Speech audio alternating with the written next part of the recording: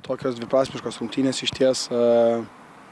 Pirmą kėlinį manau, kad visiškai buvom nepasiruošę, psichologiškai turbūt, tiek taktiškai, fiziškai, visur vėlavom, atrodo nenorėjom visai žaisti su kamuoliu, norėjom tik tai jį spirti į priekį, o tikrai žinom, kad varžovam, manau, kad palankus toks žaidimas ir jiem pirmas kėlinys turbūt, kad pavyko tikrai, mums tas visai nesigavo, aišku.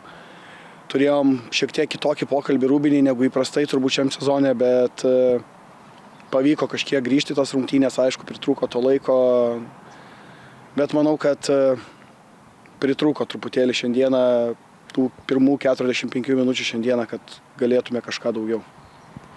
Jau galima pastebėti turbūt ne pirmą kartą sezone, taip atrodo, pirmajam kėlinyje žaidimas toks sudėtingesnis, o po pertraukos išeiti su geresniu nusiteikimu. Kaip manot, kame čia gali slypėti priežastis? Nežinau, turbūt gal ir pačiame manyje yra kažkokios problemos, gal nerandu kaip prisibelsti prie žaidėjų nuo pirmų minučių. Ta patį jiem šiandieną ir Rūbiniai po rungtynių pasakiau, kad jeigu taip žaistumėm, kaip žaidėm šiandieną antrą kėlinį, tai viskas būtų mums paprasčiau tikrai. Bet sakau, ne pirmas rungtynės šiam sezone, kur tai pirmą kėlinį kažkur pramiegam ir kaip žaidėjom, sakau, išvaistom savo laiką, taip žaisdami pirmus kėlinius, tai norisi geriau, bet nepavyksta rasti šiai dienai to rakto. O kalbant apie antrą pusę, tai kaip ir minėjau, turbūt tenkina tas jau žaidimas tikrai yra geresnis.